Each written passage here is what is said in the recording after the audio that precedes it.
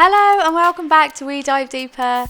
Today, my guest is Kina Grannis. Kina Grannis, I like to call her. I've been obsessed with this woman since I was 18. That's 10 years ago. 10 years. And she was brave enough to just kind of go away with me to New York and write songs like 6 years ago now. I still don't know why she did that. But we became really good friends and we've been popping over to see each other every now and again. And I feel really lucky to know her. She's such a wonderful person and she has so much to give and so much important stuff to say. And I really, really can't wait for you to hear this because it was such a wonderful chat. Make sure you go and check her out at Kina Grannis. All the info will be in descriptions/show notes, whatever you're listening to this on. And yes, go and check her out because my God, what a talented person. And I know I say that about every single person that comes on here, but to be honest, I know a lot of talented people, and that's the long and the short of it. If you like what I do here and you like the podcast, then you're more than welcome to go to my Patreon page and you can pledge, and you will also get the episodes early, and that may be fun for some of you.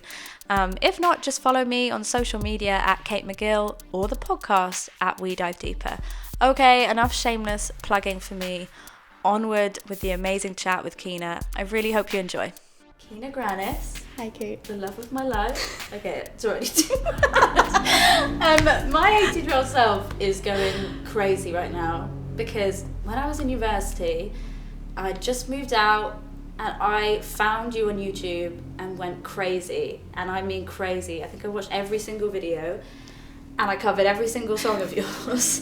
You must have thought I was insane. And yet somehow... No, it was so wonderful. I remember seeing some of those covers and then being like, this girl's like amazing. And I was so honored that someone that was that good was wanting to sing my songs. That is so crazy. So I feel like it was kind of like a mutual stealth courting for a while. And then we somehow managed to go away together on a romantic retreat to New York. Yeah. Which blows my mind. Which was the best. And now we've kind of founded a musical retreat thing and it's going so well. It's going Might be so just well. add. Yeah. So do you know how this works? Yes, I get to pick numbers. You numbers. You ask me questions. I do that all the time. Okay, go ahead. Okay, I'm going to go number 4. Nice and early. Okay, what has been your biggest challenge in your life so far and how did you overcome it? Okay, I will definitely have to go with my time when my band and I were trapped in Jakarta. I love that. That's just something that just happened. Just a little thing that happened. Wait, okay, so walk us through it. You, because we had just been to Portland together on one of these writing retreats. Yeah. And you were preparing to go and everything was set. And you have your first show in Jakarta. Yeah. I sound so much more British when I say Jakarta. And then you played the show. And then what, people just turn up at the end? Yeah, so... Also, it's so weird. Every time I talk about this, I'm like noting my body. It's just like filling with anxiety. Oh, I'm not surprised. So, yeah, we played the show and it's like a lovely show. And then I was kind of just hanging out in the green room and my tour manager came back. He's like, oh, we need everyone's passport. And we're like, oh, why? And then he's like, I don't know. There's some immigration people here. Give him our passports. And then he comes back and he's like, well... we can't get them back. They're taking them, and we don't know why. And they sent us home. They sent us back to the hotel. Right. And so it was weird, but I was still like... You were like, nothing could happen. Yeah, right? I'm sure everything's fine. And then the next day comes around, and it just gets like weirder and weirder. And a few days later, we're brought into the immigration office. We still don't know what is happening. And at this point, we were pretty freaked out. We're like, I don't know what's wrong. Are we going straight to jail? Yeah. Like, we go in and they brought us in to kind of like interrogate us one by one. Oh my gosh. And so I go into this office and they basically open up like a law book, and throughout the course of this conversation, they're like, this is the law you broke, and the punishment is 5 years in jail and like a $35,000 fine or something per person. And it was really weird, but still I was like, this cannot be this happening. isn't real. I'm like, so it turns out somehow the visas had not been properly dealt with, unbeknownst to us. And it was the promoters, right? That were meant to be doing that? Yeah. And we thought it was squared away. It was not entirely squared away. So at that point I was like, I'm sure this will blow over. Like, the contract said that it was their responsibility and we didn't know, and I'm sure it'll be fine. Yeah. And then it wasn't fine. We eventually had to cancel the rest of the tour. What did you put online at that time? Okay, so so you had to be like, they yeah. wouldn't let you talk to anyone. Yeah, so we had like 4 lawyers from like 4 different countries trying to help us and consult on this, and everyone was like, do not talk about this online. Which is so hard, obviously, because right, that's like what I do. And it feels like it would help, but they were basically like, if you make this into a thing, there's a much higher likelihood that you can just go straight to jail. So we just kind of went silent for a while. And so we started getting lawyers, and we're like, so like, what's really the situation? Can this be worked out? And the more people looked into it, the more they were like, no, like you could definitely go to jail. What the fuck? It was so weird. And so we entered into this weird time where it was like every single day was like ridden with uncertainty and fear, and so you go on a weird trajectory. Like at first we all either went to like sadness or anger. I went to sadness. I was just like crying all the time. And then, so if we're talking about, also part of this question I think was, how did I overcome it? And it's such like a bigger life metaphor, but when you are resisting things, it is a million times harder. And so in the beginning, it was like all resistance, like this cannot be happening. We have to figure this out. We have to go home. And it was feeling all that fear. But then at one point, when I realized that I might actually be here for like months before a trial, and then I could just like live in jail for 5 years, I was like, I need to start changing the way I am living right now. Yeah. And so I started doing a gratitude journal every day. Wow. And meditating every day. And I was just like, I need to take care of my brain. So it was like exercise, meditate, gratitude, like it was my medicine. Yeah. And a few weeks into this, it was weird. I could still see all of my sadness and all of my fear. And simultaneously, I was like, okay, and incredibly grateful. Wow. How the hell do you get there? So strange. It's like, it just, and I feel like you've gone through this too, having had like a really awful thing happens. All of a sudden, all the dumb stuff falls away and you see what's important. Yeah. And so like little work stress or like caring what people think about you or like wishing that you, like being hard on yourself, all of that falls away. And it was like, oh, the only thing that matters is that I'm still breathing. Yeah. And that there are some people that I love and like I have them, even if they're not here and even if I don't see them for years, like it's people exist. And it's being alive. Yeah. And that made it so much simpler to just be like, okay, whatever happens, at the core, I'm okay. Yeah. Still. And that is such strength to go from like, I've been trapped in a place that is so unjust as well. Like it's so not your fault and potentially facing jail time. And to go from like that to I'm going to keep a gratitude journal and like every day focus on what's good shows so much strength. I'm still not even sure how you manage that because it became clear it was like not life or death. I wouldn't have died, but I would have like wallowed in a heap of sadness forever, and it just wouldn't have been Wasn't productive. working. Yeah. Thank God you had Jesse and your Oh my gosh. bandmates. Yeah. How did they deal with that time?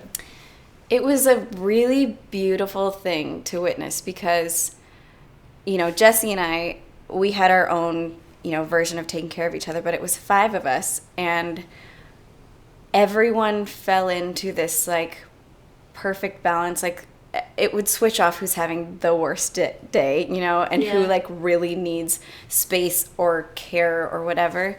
And it was just, like, this amazing family. We were all just caring for each other. It was like we were stranded out in the middle of nowhere with nothing and no one, but we had each other, and it was so comforting in the midst of all this fear. And that's like now a bond that will never be broken. It's like a entirely different version of family that's so special. And so speaking of family, how the hell were they? Because you could be honest with them, I guess, and everyone knows what was going on, but were they freaking out? Yeah, we definitely like edited the versions we're telling people. I was completely open with my sisters, so I would tell them, like, the day I found out it might be 9 months till we even have a trial, or the day I found out that my lawyer was like, no, you could likely go to jail, I told my sisters that I did not tell my parents. With my parents, it was like, we're making progress, we're okay. And on the other end, too, I realize now it was equally hard for them because they had to be strong for us. So when we called them, if they were like bawling, then we're stuck in this terrible place. So they would be so strong for us. And we've since heard that they were like complete messes. Really? And like they had to continue on with life and go to jobs and like be nice to people, and all the meanwhile they're like, daughters. My child could like just be stuck in jail for the rest of the time. And so I think they were really, really strong, but everyone was just kind of in a very weird way. Wow. And so how did it go from them kind of like interrogating you to then you going home? Like, because from what I can remember you telling me before, there was a lot of stop-starting, like, you'll go home and then you won't. And yeah, that part was hard. The promoters were trying to solve it, and I guess kept getting close. And so every few days at the beginning, we would get like okay, we got it sorted out tomorrow, pack your bags, it's happening, right? Oh my gosh, it's happening. And so we'd get ready, and then it wouldn't happen.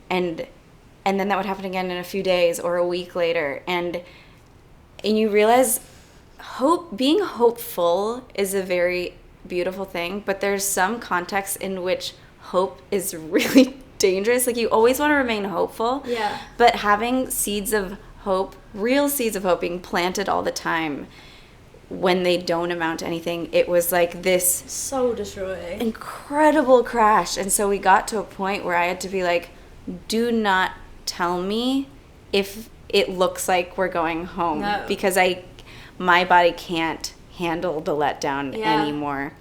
And that happened like a few times. It happened like a dozen or more times. Yeah, it happened a lot. Yeah. And then finally we had a trial date, which was I was like tried in a court case. Which is so ridiculous. It's so weird to think about now.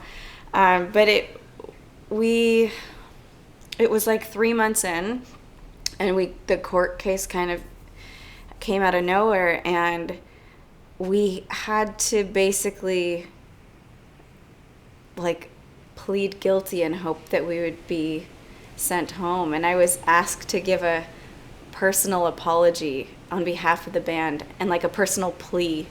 Oh my God. And I remember just like standing up with like 3 judges like towering in thrones above me and just saying, like, I'm so sorry that we never intended to disrespect your country and like do anything wrong. I'm so sorry. And we'd very, very much love to like go home and see our families. It was like a few days before Christmas.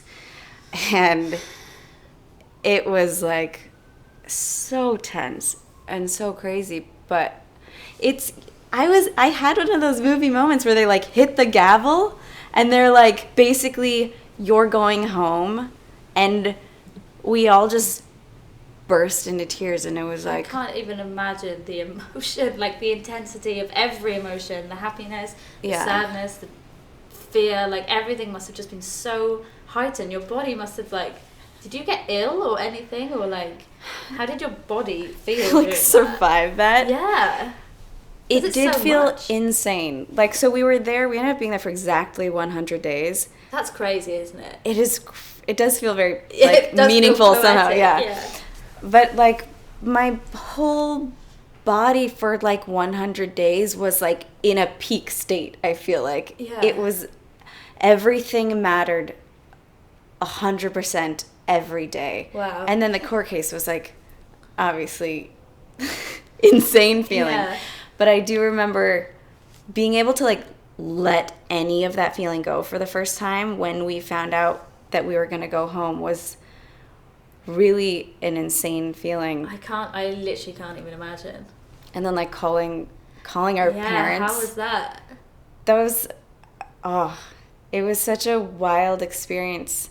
I called my sisters individually and my parents, and it felt so surreal. We knew the whole time there might be a day where we went home, but it was like, but that's impossible. Yeah, like we've had so many false starts. Why would it happen again? So, but yeah, I just remember calling, and probably I'm just bawling the whole time. Like, I think we're going home, and they're just bursting into tears on the other end. And I think we were all afraid to actually believe it. So there's still it wasn't a full celebration. It was like, they said this, but I'm not sure. When did the full celebration in your heart begin? Like, when was the moment where you were like, oh shit, it's actually happening. I think it was the moment that the wheels like left the ground. Oh God. And we were sitting, all of us like in a row, holding hands, like here. I knew it'd hit me at some point, but like so surreal. And we were ready at that moment for like immigration to walk on the plane, be like, we changed our minds. Yeah.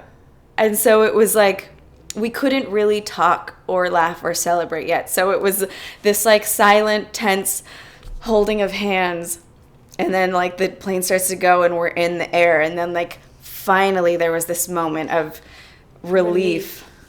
And we had to stop in Dubai. So we still had one more leg to go home. We didn't tell each other this until we got home. But we were all like, not all of us, some of us were like convinced that our second flight was gonna just crash, because we're like, there's no way this works out. There's no way we get to actually go home and like see our families again. Man, but that was like a very teary flight. Yeah.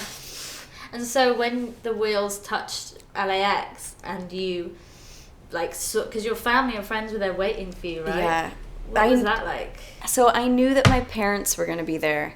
I think that was it. Like, my sisters had work and they live in San Francisco, and it was also last minute. But I had been talking to my drummer, Darla, who's like my sister, and the two of us had cried so much in like the last 3 days, from like the court to like the whole flight, and then all throughout it, just like reflecting on time, we're just crying. And then we land and we're exhausted because we've been flying for like a day. Yeah. And I remember telling her, like, this is kind of weird, but like I think I'm good. Like, I think the crying's done. Like, I've gotten it out of my system, and this might be weird when we see our families, because like I think I'm just fine. Yeah. And then we like are walking up the ramp.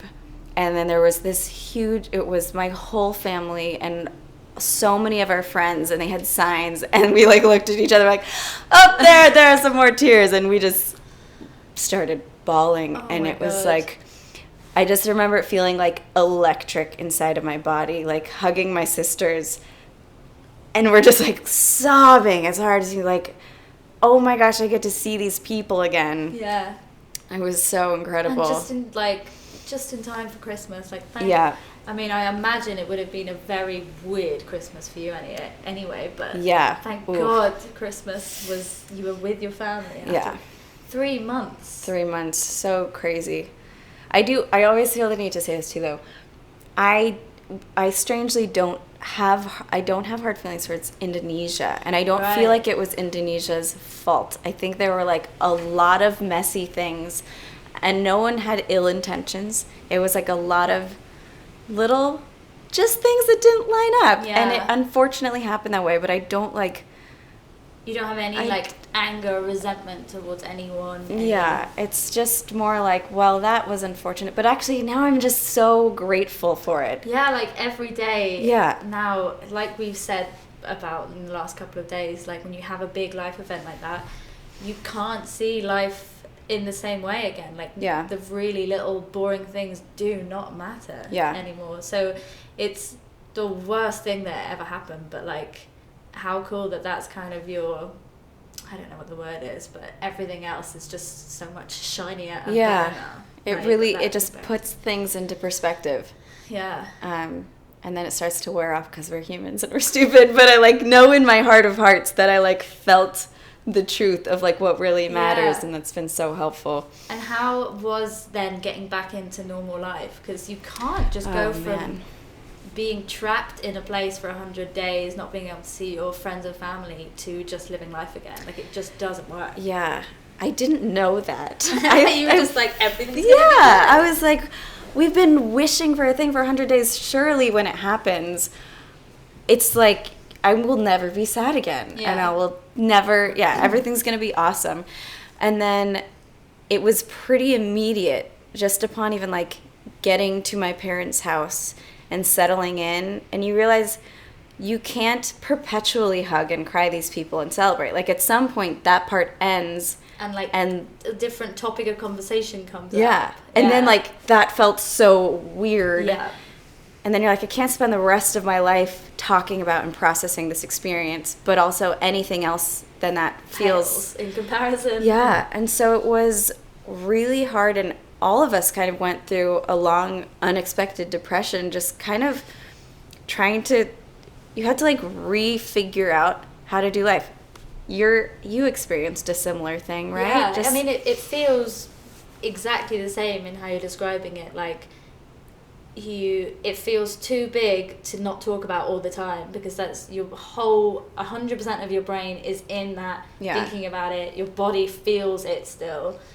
But you're also aware that life goes on and people talk about different things, and the world just moves around you, but you have to come to terms with some huge thing that's just happened. Like, it's the weirdest thing. And even now when I kind of see people and they don't ask about mum, or they don't reference this massive thing that just happened, I'm like, what? Like, how are you not seeing this and feeling it? But it's just our stuff, and the world just moves around us now, and it's just, we'll never be the same people as we were before. Like Jakarta or my mum. And just like trying to figure out how to live a normal life again after that takes so long, and things like work or career, like basically anything outside of hugging the people I love and telling them how much I care about them, felt like I was just like, how do we live our lives with most of it spent on things that don't matter? And it was talking about things that don't matter. And so it really shook me up, and I was like, I was unable to work for like almost half a year. I was gonna say, how long did it take you to finally settle in? And like, when was the first morning where it kind of wasn't your first thought? Like, you know, where it didn't automatically go to, oh my God, I still feel that anxiousness. I think it was like, weirdly, after 1 year, because the kind of anniversary type thing? So before that point, it still felt like my present. And then after a year, it started being like, I don't know. It like entered a new chapter where it was a part of my past, but until then it was still now. Right. Until I had reached an anniversary of it, and suddenly I could like reference that time. Yeah. And so how did writing the 100 Days in Jakarta EP, did that help, or was that like a year later? Was that really terrifying to write? It was So I wrote that blog post. I guess it was maybe not even half a year later. So Wow. I had written 2 songs in Jakarta that like helped me function. So I had songs, and this huge fear I had when I got home is I knew that this experience was very important and really had changed me, and I was deathly afraid I would not figure out a way to like share that, and then Right. it would have been wasted. Yeah. But I also felt like a shell of a human that didn't know how to like Function. talk or do anything. Let alone write a song. So that was a really huge moment, because prior to that I was like, I might just not ever bring myself to be able to talk about it, and then it's wasted, and I cannot do that. Yeah. So it was weird and hard, like even learning how to talk about it. Yeah, and then like releasing that, did it feel like an actual release? Like I can put that kind of behind me now? It did. Or I guess you still had months and months to figure out life. Yeah, there was still a lot of struggle, but that did feel like the first step in moving forward was like acknowledging it and sharing it. Yeah, and actually making something out of it. Yeah. And I feel like we've talked about this so much recently, but when something like that happens to you, and maybe we're a specific breed, but for me, it's so helpful for me to talk about and think about, and I know that people are afraid to ask because it was like traumatic and scary, and so they're like, oh, well, she's not talking about it, so we'll just go around it. But you're kind of sitting there like, please ask me about this, because I can't. It's all I'm thinking about, and I need to process it more. It's so weird how similar it feels, like a death and then something traumatic like that. I guess it just clumps into just trauma. Yeah. But it feels like we've got another head on our shoulders, and people just aren't. They're just ignoring it. Yeah. Like just talking to the one, and you're like, what the fuck? Yeah. How do you not see this? How are you not talking about it? Yeah. Man. And so does it still affect you to this day, or would you say you're kind of over it? Not over it. But yeah. I think a lot of the lessons stick with me, like just the importance of gratitude in general is like so visceral now, and I know that should I ever go to a very bad place, that I know the homework to do to get out of it, and I know I need to crack down on like gratitude and meditation and stuff like that. But I am at a point now where it feels so far away, and the moments where it kind of like grips me and I just burst into tears are like so much more infrequent. But it was interesting.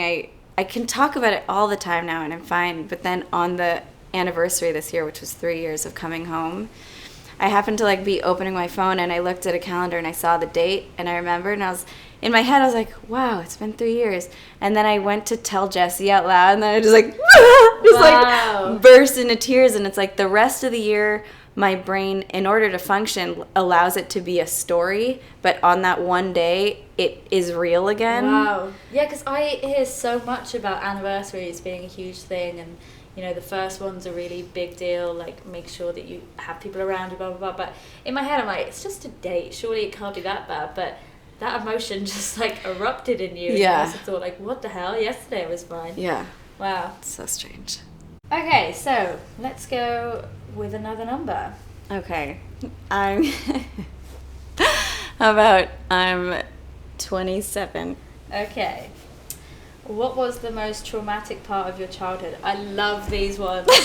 But just go right into it. Childhood, but that's so interesting. It is so interesting. So I was really, really fortunate. Like my childhood, for the most part, was like storybook, just like wonderful parents and wonderful siblings, and just like a wonderful, magical childhood. It looked like that just from like your was- YouTube videos back in the day. Yeah, it was just, I'm so grateful.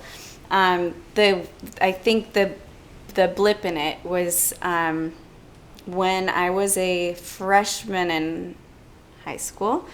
How old are you then, just for my British So I brain? think probably like 13 or 14, Okay. around there.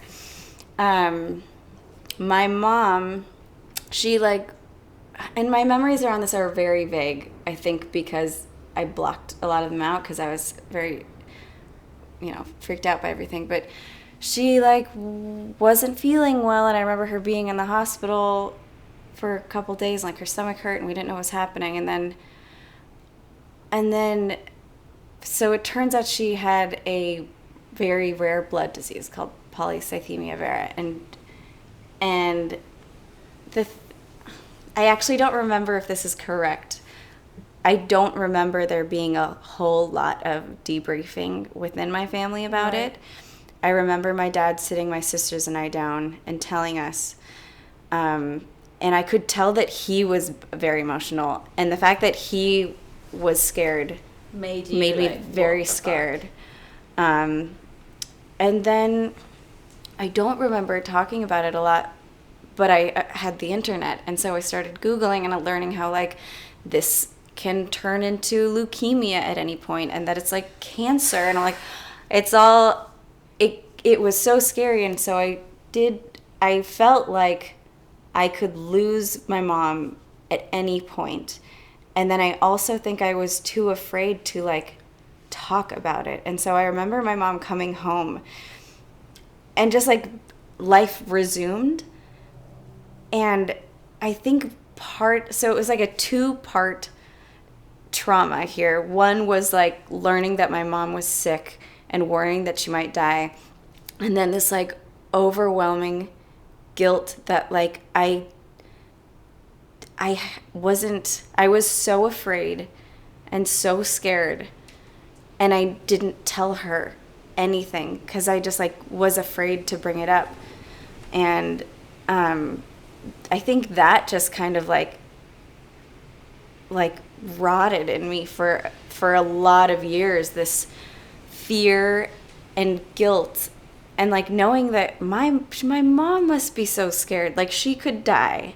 And no, we weren't talking about her, and I wasn't like throwing myself on her and being like, oh my God, I'm so scared. Yeah. And it's like, that was really, it was hard. I actually didn't really, really start talking to people about it until I met Jesse when I was 16. Wow. And I remember just like starting to talk about it and then just like bursting into tears. And I was like that anytime I talked about it until I was like in my early 20s because it was so unprocessed. And I remember this like guy in the music industry once, someone was like, this guy will listen to your demos and he'll like tell you if you're good or not. And I had a meeting with him and he's like, no, you're great, but I feel like you're afraid to actually say what you want to say, and I feel like there's something you need to write about that you're afraid to write about. So go write the thing you're afraid to write. In that moment, were you like, your gut was just like, crap? Yeah, I was like, no, why are you making me do this? Yeah. But then I wrote a song called Make It Go. I remember that. I think I covered it. You did, and it was so beautiful. But it was so sad. Yeah. I remember crying my eyes out hearing that for the first time. Oh, it was, and so I feel like that was the first time through a song that I said to my mom, like, I'm so sorry. Like, I've been scared, and I think about it, like, every day, and I'm sorry I didn't say anything sooner. Yeah. But it was nice. I feel like that kind of opened it up, but... Did she ever, like, did she listen to that song and talk to you about it? I know that I wish I remembered. I should ask her. I sent it to her, and I do believe it was acknowledged. But I think at the time I was still kind of too afraid to even be like, okay, great, well, now let's talk about it. It was like, okay, you know that? Yeah, then, you'd know how I feel. Yeah. And what about your sisters then? What were their impressions of what was going on? Were they just as kind of scared and in the dark about what was kind of going on? I think so. And we're talking about it more recently. We didn't talk either. Yeah, I was just saying. Yeah. Did you guys talk? We did not talk. Like, everyone went and started having their private experience of it and worrying in their own ways, and yeah. Man. Weird. So how is your mum now? Is she okay? She's so healthy now. She is still needing to take this drug called interferon. She gets injections, but she's like, her blood panels are like perfect now. Oh, And hallelujah. yeah, it's just amazing. You realize how important it is to get emotions out of your body. And I think so many of us spend life being like, it will be better if I don't burden the world with it. Also, maybe it's like scary to let it out. So just like keep it in and keep it tidy. But it eats away. you. Like it makes you sick. And so now I'm of the belief that like you should cry all the time. Yeah, well now you've gone from like not talking to anyone about it to being like able to talk about it online and write songs about it and talk to your friends about it. Like that's a glow up if I've ever heard one. It feels very good to be able to do. So how did that like affect your view of death and like dying? Because you've got a massive fear of, I mean, we all have a fear of losing someone, but did that just kind of push you over the edge? I imagine it didn't help matters. You know, I remember as a kid, I remember going to bed at night and just like crying, realizing that I was going to lose my parents someday. And it felt like impossible and I didn't want it to happen. I remember asking my dad, like, do you think there's any way someday before we're all dead that they'll have invented something that'll let us live forever? And my dad kind of being like, you know, no, maybe not. Like, this is part of life. And it just felt so unbearably sad to me. And so I went through my life with that fear of losing, especially my parents. And then when it also like feels fake though. It feels like the worst thing, but you're like, but it's not going to happen, or it's going to happen when I'm so old. Yeah. And then out of nowhere, and you're like in high school and you're just like thinking about dumb, you know, just teenage things. And suddenly it's like that moment could be now was so alarming. And as well, I guess if you had that fear as a kid and then you kind of knew something was going on, but like it wasn't like actually specifically said what it was, or nothing was kind of like black and white, it was just this grey area. I can imagine that fear just like growing there, like just festering, getting bigger and bigger, especially with no talking about it or not knowing like what could happen. Naturally your brain would go, oh, she literally could die tomorrow, because you've already got that fear. Totally. It just exacerbates it and gets worse and worse and worse. And I mean, this is, I guess, kind of nothing to do with it, but how crazy that my mum died on your birthday. Yeah.